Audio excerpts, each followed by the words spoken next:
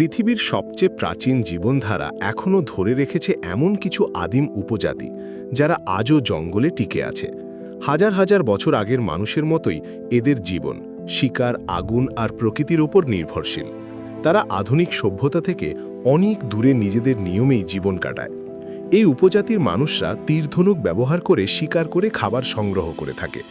হরিণ, বুনো শূকর, সজারু, জেব্রা কিংবা গন্ডার যে প্রাণীকেই সামনে পায় সেটাকেই শিকার বাগিয়ে ফেলে। এমনকি ভয়ঙ্কর বিষধর সাপকেও তারা ছাড় দেয় না। এদের বিশ্বাস, শিকারে যাবার আগে গাঁজা সেবন করলে মনোযোগ বাড়ে এবং নিশানা নিখুঁত হয়।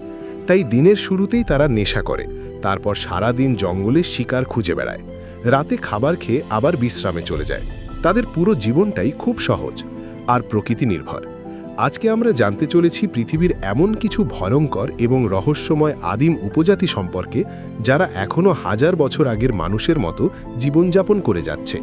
ভিডিও শুরু করার আগে তোমরা অবশ্যই আমার চ্যানেলটা সাবস্ক্রাইব করে দিও আর পাশে থাকা বেল আইকনটি অন করে রাখো, যাতে এমন ইন্টারেস্টিং ভিডিও সবার আগে তোমাদের কাছে পৌঁছে যায়। এই উপজাতির নাম হলো হাদজা। তারা তানজানিয়ার লেক ইয়াসিয়ের আশেপাশের অঞ্চলে বসবাস করে। সাধারণত 20 থেকে 30 জনের ছোট ছোট দলে তারা ক্যাম্প গড়ে থাকে। তাদের ঘর তৈরি হয় গাছের ডাল, শুকনো ঘাস আর লতাপাতা দিয়ে। হাদজারা নিজেরাই তাদের তীরধনুক বানায়। ধনুক তৈরিতে বিশেষ ধরনের শক্ত কাঠ ব্যবহার করা হয় আর তীরের মাথায় বিষ লাগিয়ে রাখা হয়, যাতে শিকার দ্রুত মারা যায়। শিকারে যাওয়ার আগে প্রতিটি তীর ভালোভাবে পরীক্ষা করা হয়। যদি কোনো তীর বাঁকা হয়ে যায় তাহলে আগুনের তাপে সেটিকে সোজা করে নেওয়া হয়। এই উপজাতির মানুষরা শিকারে অসাধারণ দক্ষ। তারা প্রাণীর পায়ের ছাপ, মল কিংবা চলাফেরার চিহ্ন দেখে অনেক দূর থেকে শিকারের অবস্থান বুঝে ফেলতে পারে। সাধারণত কয়েকজন মিলে ছোট দলে ভাগ হয়ে তারা জঙ্গলে যায়। যখন কোনো প্রাণী ধরা পড়ে তখনই সঙ্গে সঙ্গে সেটিকে কেটে আগুনে ঝলসে খেতে শুরু করে। বাকি মাংস ক্যাম্পে নিয়ে গিয়ে সবার মধ্যে ভাগ করে দেওয়া হয়, কারণ তাদের সংস্কৃতিতে খাবার ভাগাভাগি করা খুব গুরুত্বপূর্ণ। যারা শিকারে যায়নি তারাও সমান অংশ পায়। তারা প্রাণীর কোনো অংশ নষ্ট করে না। মাংস, নাড়িভুড়ি, কিডনি, লিভার সবই খেয়ে ফেলে। অনেক সময় কিডনি আর লিভার কাঁচাই খেয়ে নেয়, কারণ তারা মনে করে এগুলো সবচেয়ে পুষ্টিকর। প্রাণীর চামড়াও কাজে লাগানো হয়। এসব চামড়া দিয়ে তারা কম্বল, বিছানা কিংবা পোশাক তৈরি করে।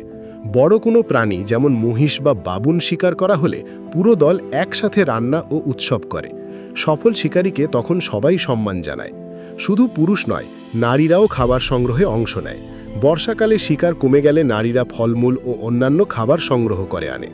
হাদজা সমাজে একজন পুরুষের একাধিক স্ত্রী থাকতে পারে, তবে এটি ধন সম্পদের প্রতীক নয়, বরং পরিবার ও কাজ ভাগাভাগি সহজ করার জন্য এমন ব্যবস্থা গড়ে উঠেছে। প্রত্যেক স্ত্রী পরিবার ও কমিউনিটির বিভিন্ন দায়িত্ব পালন করে থাকে। এই উপজাতির আরেকটি মজার দিক হল মধু সংগ্রহের কৌশল। তারা হানি গাইড নামের এক ধরনের পাখির সাহায্যে মৌচাক খুঁজে বের করে। পাখিটি বিশেষ শব্দ করে তাদের দিক নির্দেশনা দেয়।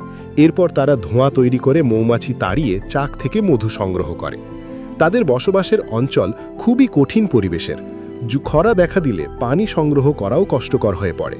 তখন মাটি খুঁড়ে পানি বের করতে হয়। খাবার আর পানির খোঁজে প্রতিদিন অনেক দূর পথ পাড়ি দিতে হয় তাদের। এবার জানা যাক ইন্দোনেশিয়ার আরেক রহস্যময় উপজাতির কথা। পাপুয়া অঞ্চলের দানি উপজাতিদের জীবনযাপনও বেশ অদ্ভুত। তাদের পরিবারের কেউ মারা গেলে তারা কান্না না করে হাতের একটি আঙুল কেটে ফেলে। এভাবেই তারা শোক প্রকাশ করে এবং মৃত ব্যক্তির প্রতি সম্মান জানায়। পরিবারে যতজন মারা যায় ততবার আঙুল কাটার রীতি পালন করা হয়। এই উপজাতির কাছে বুনো শূকর খুব পবিত্র প্রাণী।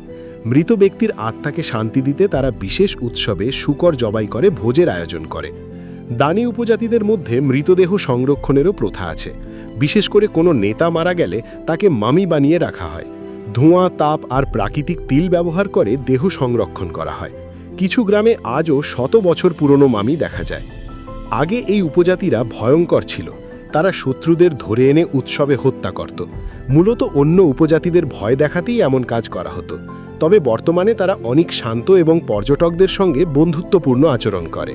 তাদের বিভিন্ন উৎসবের রঙিন সাজে নাচ গান করা হয়। জঙ্গলের লতাপাতা ও পশুর চামড়া দিয়ে নিজেদের সাজিয়ে তোলে তারা।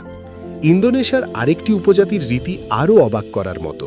এখানে কেউ মারা গেলে সঙ্গে সঙ্গে দাফন করা হয় না, বরং মৃতদেহকে দীর্ঘদিন পরিবারের সঙ্গে রাখা হয়।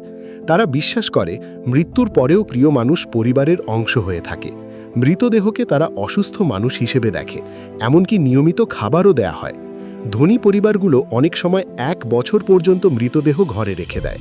এরপর বড় অনুষ্ঠানের মাধ্যমে অন্তিম সংস্কার সম্পন্ন করা হয়। এই অনুষ্ঠানে মহিষ বলি দেয়া হয়। তাদের বিশ্বাস, মহিষ মৃত আত্মাকে পরকালে পৌঁছে দিতে সাহায্য করে। এমনকি দাফনের পরেও তারা মৃত স্বজনদের ভুলে যায় না। প্রতি বছর কবর খুলে মৃতদেহ পরিষ্কার করা হয়, নতুন পোশাক পরানো হয় এবং তাদের সম্মানে অনুষ্ঠান করা হয়। এভাবেই তারা পূর্বপুরুষদের স্মৃতি জীবন্ত রাখে।